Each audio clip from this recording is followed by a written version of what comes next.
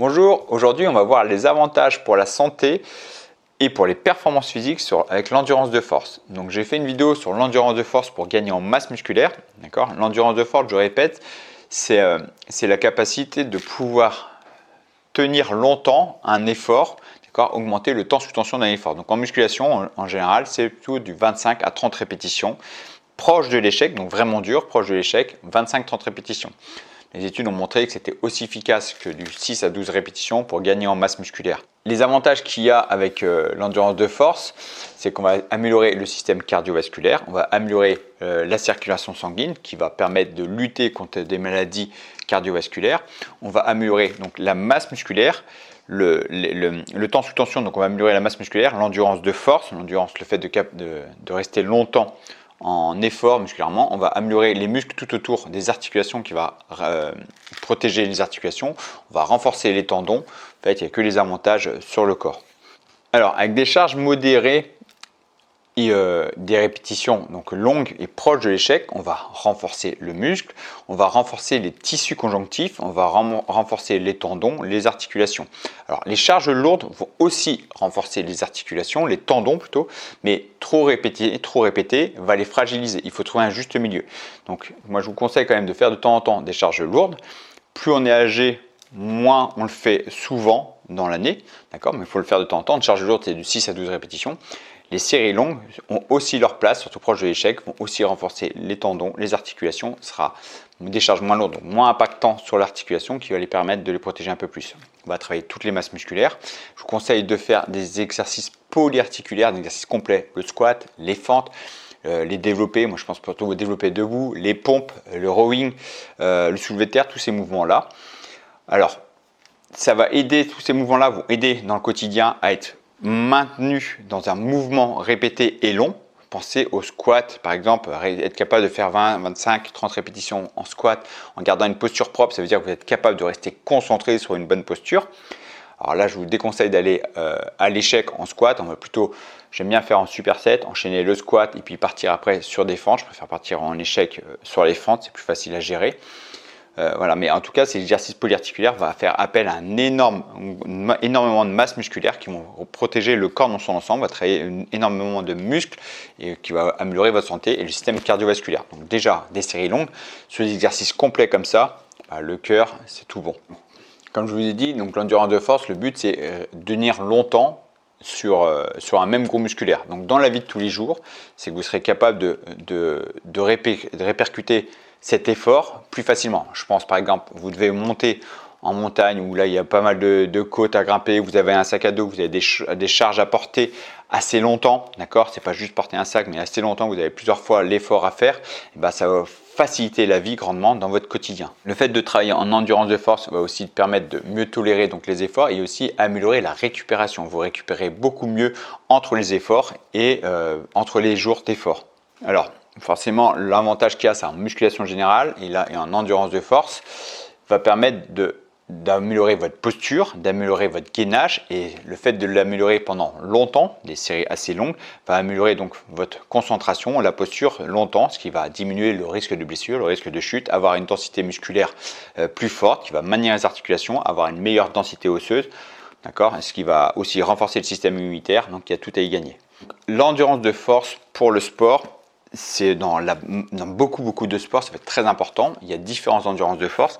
Il y a des sports où on a besoin d'avoir de la force à un moment donné, on récupère et on reprend très vite. Donc ça, c'est un style d'endurance de force. Je pense, par exemple, j'allais dire judo, même judo, endurance de force tout le temps, mais il y a des sports où on va devoir sprinter, on sprint, on va devoir faire une grosse accélération, puis reprendre son calme, puis resprinter, calme, sprinter, calme.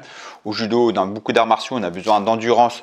Judo, par exemple, c'est une endurance modérée qu'on va contrôler, puis endurance de force, on va mettre beaucoup de tension, puis on va relâcher, on va repartir, explosivité, tout ça. Donc il y a beaucoup de sports comme ça, on a besoin d'endurance de force, c'est très important. Donc forcément, ça va vous aider. La majorité des sports, en fait, on a besoin d'endurance fondamentale. Endurance fondamentale, c'est simplement tenir longtemps le même effort. Tout simplement, c'est un effort contrôlé. Endurance de force, c'est pouvoir tenir longtemps un effort fort ou pouvoir le répercuter, le reproduire souvent. D'accord ? Je pense par exemple au basket. Au basket, il y a plein de phases d'accélération. Donc l'endurance de force, c'est important. C'est-à-dire, il y a une grosse phase d'accélération, une petite récup, on repart, une récup, on repart, on récup. En judo, c'est souvent ça. Il y aura une endurance qu'on contrôle, puis on va mettre de la force, on contrôle, on met de la force. Voilà, dans beaucoup de sports, c'est comme ça. Donc ça va améliorer votre endurance de force. En vélo, vous avez besoin de sprinter ou vous avez besoin de grimper. Faut être fort pendant une série assez longue. Et puis après, on va repartir sur une endurance plus classique que vous gérez en fait, puis on va repartir, d'accord? C'est ça l'endurance de force. C'est vraiment une filière qui est très importante pour les masses musculaires, pour la posture, pour le gain musculaire et pour le sport.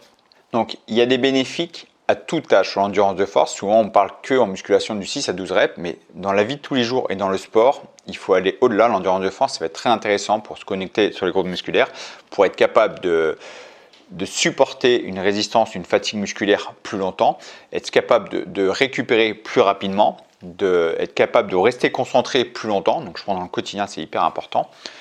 D'accord? Et plus on va vieillir, plus il est important de s'intéresser à cette filière-là. Plus on vieillit, plus les articulations sont fragiles. Donc faire que de la force, donc 6 à 12 répétitions, on va partir, plus c'est traumatisant pour les articulations. Les études ont montré que l'endurance de force est aussi bénéfique pour les masses musculaires, tous les gains musculaires, donc moins sur la force, mais sur l'endurance de force, sur le gain musculaire, ça va aider. Donc plus vous allez vieillir, plus il faut s'y intéresser. Donc, alterner des cycles de force, donc 5 répétitions, c'est de la vraie force, 6 à 12, voire 15 répétitions, on est sur cycle de force hypertrophie endurante, on est sur une filière hybride entre les deux, qui est intéressant, mais c'est impactant sur les articulations, et des filières endurance de force pour améliorer tout ce qu'on vient de dire là justement. Alors, il est important de s'intéresser à la musculation à tout âge, car on va améliorer sa densité osseuse, on va améliorer son capacité de maintien de posture, on va améliorer son système immunitaire, sa masse musculaire qui va nous permettre de rester plus stable, plus équilibré, d'être plus fort dans le quotidien, dans nos actions du quotidien, ce qui permet de rester en forme tout le temps. D'accord ? Très important, le cœur, c'est quand même une grosse masse musculaire. L'endurance de force va permettre de travailler le système cardiovasculaire. Vous couplez avec un peu de force. Donc vous alternez un peu de force, par exemple, selon les âges. Quand on est jeune, 20 ans par exemple, on peut faire assez régulièrement des cycles de force, de 5 reps, 6 à 8 reps, 8 à 12 reps. Et partir de temps en temps sur les cycles endurance de force, ça fera toujours du bien. Et plus on vieillit, plus on va augmenter ces cycles d'endurance de force. D'accord ? Pour la récupération, on récupère quand même mieux en endurance de force. Donc exemple de séance que vous pouvez faire. Vous pouvez enchaîner, donc soit faire des tempos plus lents, donc contrôler vos mouvements. Par exemple, je pense au rowing ici, on va chercher par exemple ici, je maintiens et je freine la descente, d'accord ? Je tire 1 seconde, je freine la descente 2 secondes, d'accord ? Ça, c'est un tempo classique pour le rowing. Au lieu de faire du 20-25 répétitions là-dessus, vous faites x2, vous faites 2 secondes le tirage, 3 à 4 secondes la phase excentrique, le retour, vous faites 10 à 15 répétitions, vous augmentez le temps sous tension. Vous pouvez additionner plusieurs exercices sur le même groupe musculaire. Par exemple, vous pouvez faire du rowing, 10 répétitions, du tirage vertical, 10 répétitions, et l'oiseau, par exemple, 10 répétitions. Un truc que j'aime bien pour rester vraiment sur le dos et sur des parties du dos un petit peu différentes. Vous pouvez faire aussi du circuit training. Par exemple, vous enchaînez du squat, un mouvement sur les jambes, un mouvement sur le dos, un mouvement sur les pecs, et vous enchaînez, vous mettez d'autres exercices sur les jambes. Par exemple, le squat pour les jambes, premier exercice, les fentes pour le deuxième exercice, des sauts ou des soulevés de terre pour le troisième exercice. Voilà, vous répétez. Là, ça va être capable de reproduire des mouvements sur le même groupe musculaire qui revient régulièrement avec plusieurs exercices enchaînés. Là, on est en endurance fondamentale plus endurance de force. C'est génial. D'accord ? Si ça vous intéresse de vous entraîner efficacement pour toucher à toutes les filières, faire attention à votre système nerveux. Il ne faut pas faire n'importe quoi. Le système nerveux, surveiller vos articulations, les protéger. Déjà, moi, je vous conseille de vous intéresser aux élastiques. Les sangles de suspension aussi sont intéressants pour le côté stabilisation. Les haltères, c'est bien, mais il faut vraiment contrôler pour ne pas faire n'importe quoi. Faites pas que de la force aux haltères, parce que là, ça pardonne moins qu'aux élastiques. Les élastiques, je le répète, je dis souvent, les élastiques, quand on met de la force, au début du mouvement, c'est souple, et plus on va monter, plus c'est fort, mais plus on va monter, plus l'articulation est forte. C'est pour ça que le premier retour qu'il y a, surtout sur les personnes de plus de 50 ans, ils me disent, les élastiques, c'est génial, ils ont plus mal aux articulations, mais c'est grâce à ça.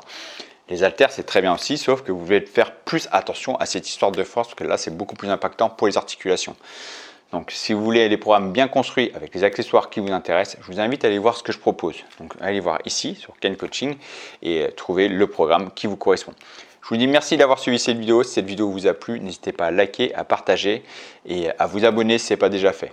Et je vous dis merci et à très bientôt pour une prochaine vidéo. Ciao.